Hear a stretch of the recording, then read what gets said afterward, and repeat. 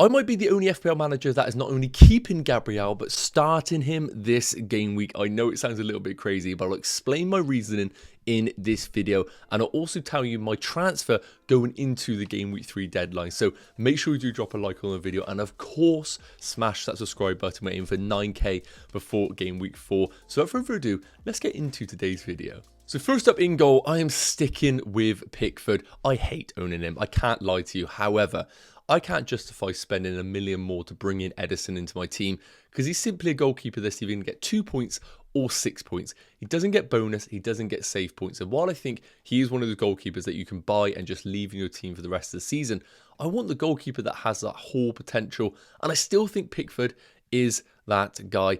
I see people also going for Chelsea Sanchez. Realistically, I don't like that move. They have bought in another goalkeeper to be competition for Sanchez. And it's also worth noting, you might be tempted by triple Chelsea outfield. I know that sounds ridiculous, but Chilwell's in pretty much everyone's teams. A lot of people are moving to Nicholas Jackson. And someone like a Reece James might pop up in a few game weeks, or even a Raheem Sterling. And I think you'll look back at Sanchez in your goal and think, what a waste of a transfer that was. So I'm happy to stick for Pickford in my team and go for the Turner rotation later down the line. Do I expect a clean sheet this week? I'm praying there will be one. Moving into the defence, and this is where the controversy is going to happen a little bit. So first up, Estupiñán and Chilwell are just locked into this team. If you don't own them, I still think they are good buys. I probably would prioritise Chilwell first, just because of these great fixtures, and then Estupiñán. But with Europa League around the corner for Brighton, maybe just tread carefully if you're looking to invest in the Brighton defence. But these two are locked now.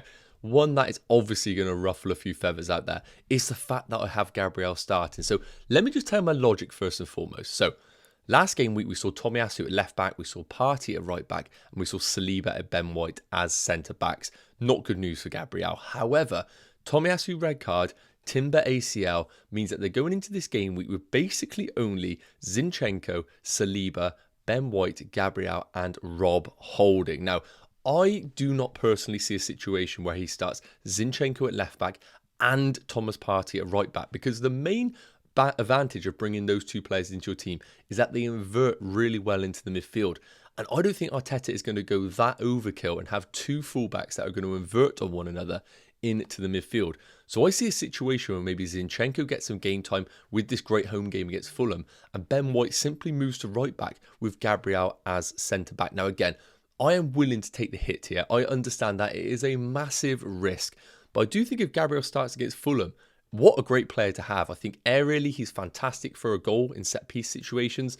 And I also expect Arsenal to keep a clean sheet here. Now, of course, I do have a good first sub. Spoiler alert, it is going to be Spurs' Udogie.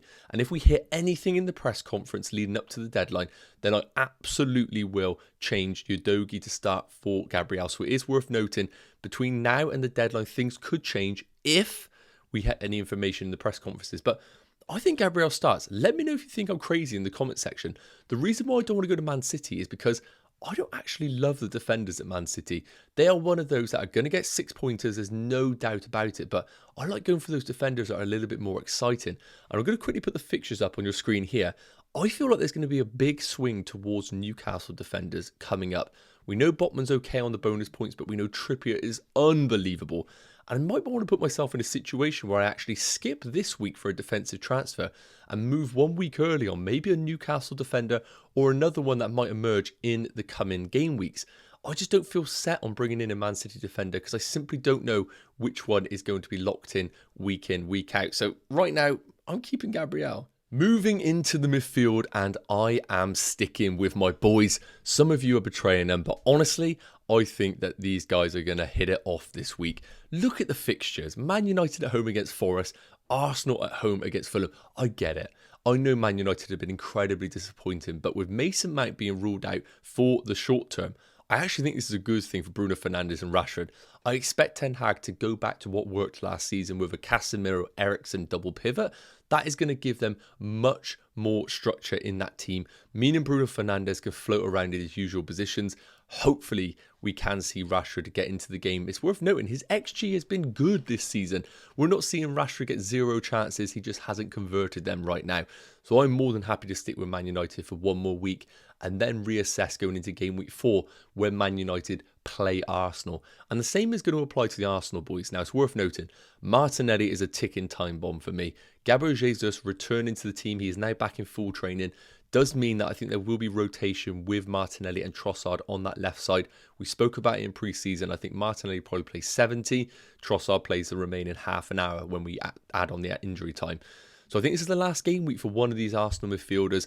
Then I might look to pull the trigger. And it's another reason why I don't want to use both my free transfers. I feel like game week 4 is really the week where we want to have 2 free transfers, not this game week, because the fixtures are so damn good. And Mbeumo is in. Obviously, I'm not selling him to any other 6.5 million midfielder. But let me know in the comments, are you selling any of these Man United or Arsenal assets ahead of this game week? Sorry to interrupt, quick one from me. 4:30 p.m. UK time, I will do my game week 3 deadline live, answering all of your questions. Get that in the diary, and I'll of course be having my team up on that live stream in case any last minute changes do happen off the back of the press conference. So I will see you then. Back to the video. Now for the front two, and this is currently what it is looking like. Now, Haaland is just Haaland, no need to discuss. But Watkins is the one, alongside Gabriel, that I have been deliberating a transfer for.